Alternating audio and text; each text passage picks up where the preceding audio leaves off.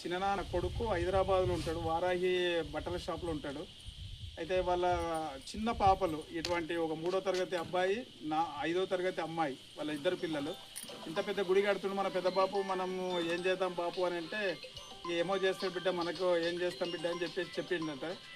ఆ చెప్పినప్పుడు ఆ ఇద్దరు పిల్లలకు మాకు స్కూల్కి పోయేటప్పుడు ఏమన్నా ఖర్చుకి డాడీ అన్న పైసలు 10 రూపాయలు 5 రూపాయలు అన్నీ ఒక ఉండి లేచి వాళ్ళు ఏది కొనుక్కోకుండా వీడికి వచ్చినప్పుడు మా వంతుగా కూడా మేము ఈ గుడికి ఇస్తాం బాపు అని చెప్పేసి అని వాళ్ళు వీడికి వచ్చినప్పుడు, అయితే తల్లి నేను మంచి గిఫ్ట్ పొందాలని చెప్పేసి దసరా రోజు కలెక్షన్లో నేను గిఫ్ట్ పొందితే నేను అమ్మవారికి అభిషేకం చేస్తాను మొక్కుంటాడు మా తమ్ముడు.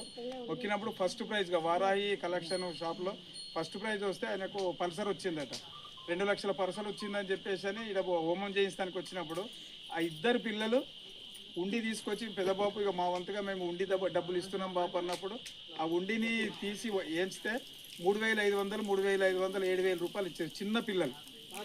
అటువంటి చిన్న పిల్లలు ఇటువంటి పెద్ద మనుషులు అందరూ కలిస్తే ఖచ్చితంగా గుడి ఇద్దన్నది ఒక నమ్మకంతో ముందుకెళ్తున్నాము. అందరం కూడా ఇటువంటి మహానుభావులను మనం ఆదర్శంగా తీసుకొని ఈ దేవాలయ నిర్మాణానికి తమ వంతుగా ప్రతి ఒక్కరం కూడా కృషి చేసి అందరం కలిసి తోచిన విధంగా అందరము ఎన్నో వేయాలని కాదు, ఇది రాళ్లతోని 36 స్తంభాలతోని 95 ఫీట్ల పొడవు 65 ఫీట్ల వెడల్పుతోని దేవాలయం నిర్మాణం జరుగుతుంది.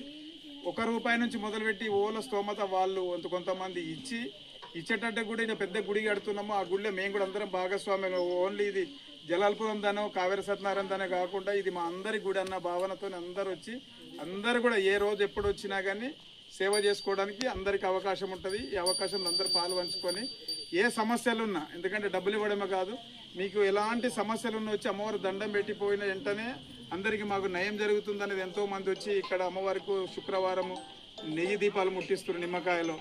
తర్వాత ప్రతి అమావాస్యకు హోమం జరుగుతుంది. ప్రతి పౌర్ణానికి ఈ అమ్మవారు చుట్టూ 22 కిలోమీటర్లు గిరి ప్రదక్షిణ చేస్తున్నాము. ఏ కార్యక్రమంలో పాల్గొన్నా మీరందరికీ అమ్మవారు ఆశీర్వదిస్తుంది. ఎటువంటి సమస్య ఉన్నా, ఇక్కడ వివాహం కాని వాళ్ళు, సంతానం లేని వాళ్ళు, జాబ్ రాని వాళ్ళు అందరూ వచ్చి ఇక్కడ మొక్కిపోయిన వెంటనే అందరికి మంచి జరుగుతుంది.